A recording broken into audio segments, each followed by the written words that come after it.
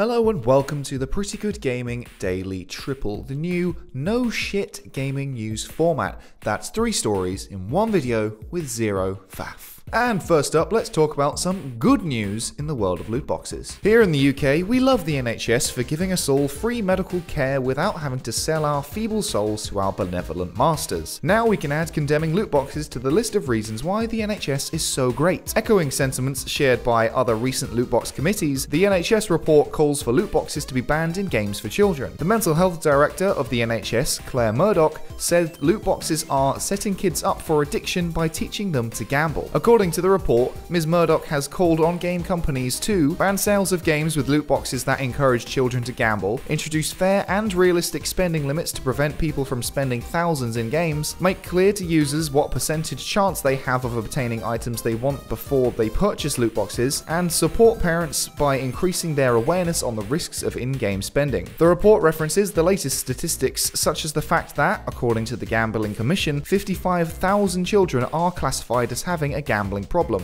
Now, that's the same Gambling Commission who says that loot boxes aren't gambling. How can that many kids have a gambling problem if one of the most easily accessed forms of gambling isn't actually gambling after all? It's like they think if they stick their fingers in their ears and say, "It's not gambling, it's not gambling, it's not gambling," over and over and over again, the problem will just go away. Murdoch acknowledges the Gambling Commission's questionable conclusion and brings up their loophole. You can't cash out with loot boxes in-game, so that doesn't fall under the current definition. However, as Murdoch points out, it is possible to cash out and gain real-world money by using third-party sites or selling accounts. So maybe, just maybe, it's time to amend that definition. The report also demanded the gaming industry face up to responsibilities and protect players from potential harms, an industry levy to support independent research on long-term effects of gambling, and serious concern at the lack of an effective system to keep children off age-restricted platforms and games. Last week we talked about the UKIE's new scheme for educating parents about how their kids game, but it made very little mention of in-game monetization and the damage it can cause. The NHS throwing their hat into the ring might actually make a few more people listen and become informed about the ongoing loot box problem, and the fact that they've openly condemned the practice in black and white is so much more than the UKIE has done. After a year where loot boxes were finally under proper scrutiny from those in power, this is another step in the right direction, but right now it's still just a step. The NHS and Claire Murdoch seem to be up to date on all their research and the conversation around loot boxes as a whole, so that already is so much more than the UKIE has done. The NHS is dying faster than I did in Bloodborne, but if it can help bring down loot boxes before it dies, it'll go out with one hell of a bang. Now, loot boxes may not be changing for a while, but some things are changing over at Ubisoft. Everyone knows that Ubisoft games are all the same. They're bland open worlds full of icons cluttering up the screen with endless towers to activate and enemy camps to loot.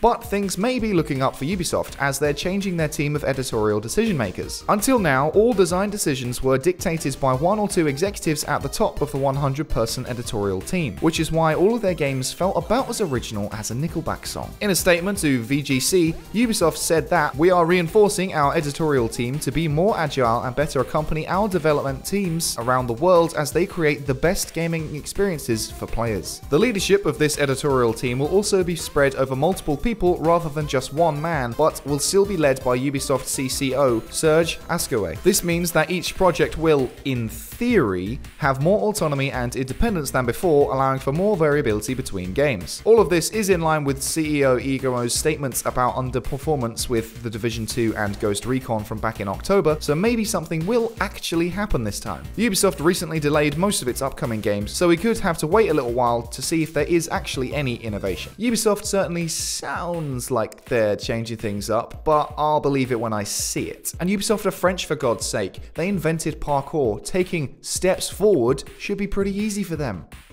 And finally, in a fairly quiet January, the game that made it to the top of the UK charts managed to do it all without screaming for 19 straight episodes. Despite telling the same story every fan remembers from 20 years ago, Dragon Ball Z Kakarot still topped the UK physical sales charts, with 73% of boxed copies being sold for the PS4. While that is impressive, there weren't any other major releases last week, so there wasn't much competition in terms of new games. That said, DBZ Kakarot did manage to dethrone Western AAA giants Call of Duty Duty Modern Warfare from the top spot down to number 2, followed by FIFA 20 into number 3 and Jedi Fallen Order into number 4. The game, which launched on Friday, has received mixed to positive reviews, sitting at 77 critics score and 8.8 user score on Metacritic for PS4. In other Dragon Ball gaming news, Dragon Ball FighterZ's next character will be yet another version of Goku. Apparently having his name on the box of the other game wasn't quite good enough. Goku, Ultra Instinct from the ongoing DBZ follow-up Dragon Ball Super, will join the roster later this year and will be the 6th version of the character, and that's not even including the fusions. Another Goku, but still no driving school variant. At least there's one mission dedicated to the best filler episode of all time in DBZ Kakarot. So that's it for today. If you enjoyed this new no shit format, make sure to give it a like and a boost. Hit subscribe and the bell if you want to stay up to date on all future installments. Toss a coin to your favorite YouTuber over at patreon.com/prettygoodgaming. I've been Henry Cooper. That's it for now. Bye for now. I did. I got so close. I got so close. It was because my brain said, that's it for now. Bye for today. That was what it was going to be. In one video with zero faff. And I got it first time. And